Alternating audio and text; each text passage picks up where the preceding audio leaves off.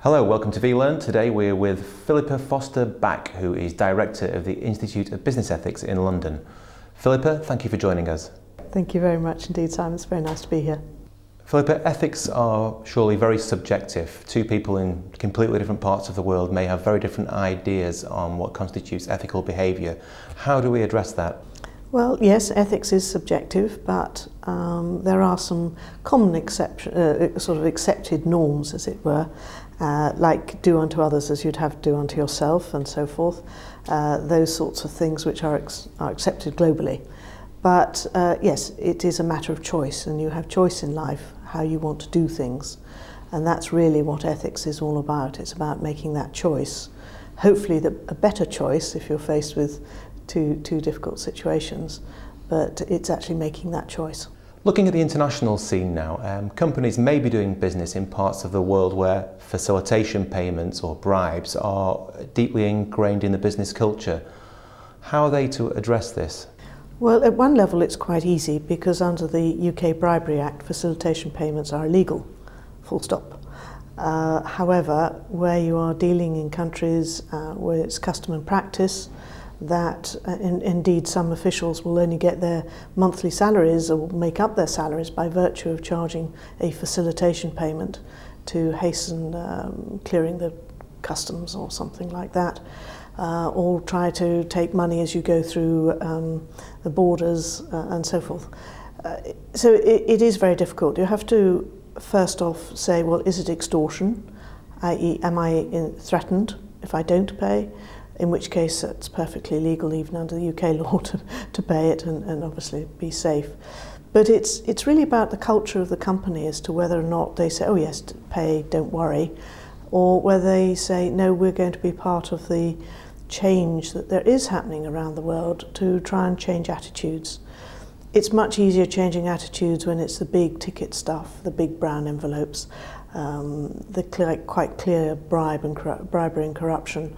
Much more difficult with facilitation payments, but there are ways and means of trying to do that. For instance, if a firm is operating in a country where it is the norm, they're dealing with one particular authority, well, they can go through the UK authorities themselves by going to the local High Commissioner or Ambassador and say this is happening, and try and raise it to another level.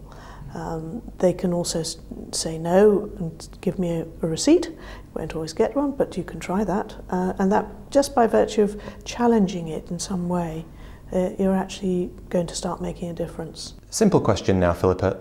What is the advice from the IBE for someone who is offered a bribe or is asked to pay a bribe? Well, they really must say no, and they need to develop the mechanism, which hopefully their company will have given them some advice on, of how to say no, taking the person's name, asking who their boss is, asking for a receipt, a whole range of different questions and points that you can try and raise in order to push back and actually saying that you will not pay a bribe. The IBE is actually developing an app which will be available later this year, which will take people through these decision trees in a highly interactive way, and mostly, or in some occasions, it'll come up and say no, don't pay, just say no. It's called just say no. And other occasions it'll say ask, or here's more information, or in some instances, for instance around gifts and hospitality, where certainly not all of that is going to be bribery, some of it's going to be legitimate business entertainment, and so the answer might be yes. Recently we've seen so many stories in the media of major corporations indulging in profit shifting and tax avoidance. Why is this suddenly hitting the news now? Well, tax has always been an ethical issue. The Institute ran its first event on that subject in 2005, and we've just now issued another briefing note on it. It's an issue that is of interest, and so people have been asking a lot of questions. There are more NGOs who are more interested in these subjects, and it's become a hot topic because it's an area that companies have a lot of choice. There's a very long piece of string between what is tax evasion, which is illegal, to what is legitimate tax avoidance, which is legal. and a company has a choice as to where they wish to be on that spectrum.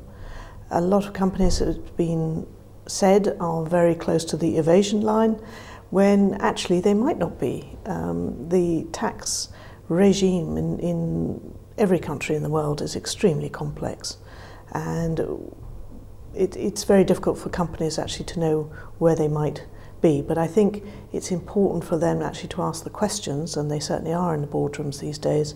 Actually, what is our policy about paying tax? You know, when we have an opportunity to make a choice, where is that going to come down?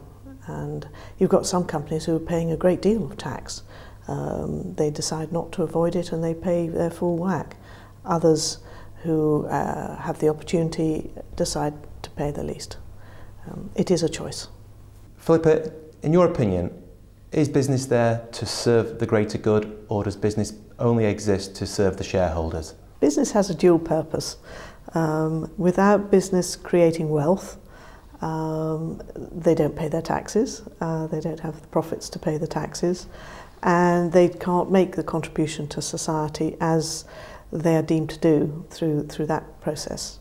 They can't employ people who can't pay their taxes, etc., etc. So it goes on, and we don't have a strong state then to support those who are unfortunately caught unable to help themselves.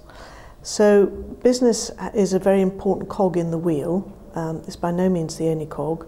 They have to do their business in the right way in order to be legitimate, really. And I think this is where there are different views as to what businesses should be doing, what might be deemed to be the right way, and what is most appropriate for society. Most businesses work very, very hard to do business in the right way, not only for the good of their own employees and their shareholders, but also for the communities in which they operate, because they recognise that they can't do that, they cannot be legitimate if they ignore the communities in which they operate. So I do believe business is a force for good. I think they constantly need to prove it, and some of them can work a lot harder at doing that. But in the main, I think we're above the line rather than below it. Okay, hypothetical scenario. A sales director's in a foreign country, he's asked to pay a bribe to secure a contract, he knows jobs are at stake, he knows the company's at stake. What's he to do? Well, really, when people are being asked to pay bribes and they're in that terrible position that they know that perhaps jobs are at stake back home if they don't pay the bribe, one hopes that the company actually will support them to say no. Because if that person does not say no, certainly if they have a nexus of business back to the UK, that person can go to jail, the firm can have unlimited fines, and the directors can also be fined as well and go to jail if there's any evidence that they actually supported the person paying the bribe.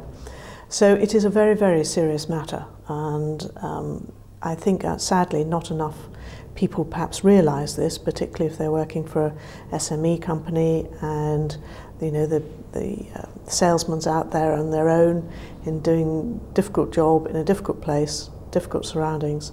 They need to know actually they're supported. Also, the problem is if you say yes once, then they've got you, and you'll never ever be able to say no again. So say no first time round makes life a lot easier. You also actually, and that's a decision for the board, they have to be prepared to know when they want to walk away from the business.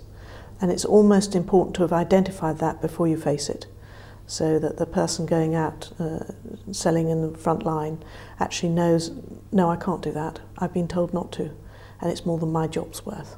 And finally, Phillipa, can you give us any examples of companies that are thriving because they do the right thing? It's difficult to name any one particular company, because as soon as one does, they tend to have a problem. So I won't do that, but I will mention a couple of instances. Certainly where we have done research in the past about companies who train their employees or have codes of conduct, and we have done some correlations back to financial results, and they've been very positive, and those companies who have actually gone to the effort of training their employees about the guidance, this is how we do business around here, then they tend to have stronger financial performance. So I think that's a good generic piece of research that's been done. On the specifics, I think we have seen where companies have failed, they've been tripped up, they've struggled, they then pick themselves up and go through lots of effort to try and do the right thing thereafter. And in the main, those companies then do come bouncing back because they do build trust again, and that's actually what they need in order to have their license to operate. You need to have the trust of not only your customers and your suppliers, but also your employees, because we spend a lot of time at work, and if we don't work for somewhere or for a company we want to work for, we'll leave. Phillipa Foster-Back, thank you very much. Thank you very much, Simon. It's been a pleasure, and I hope that the IBE will have an opportunity to have another discussion in the future.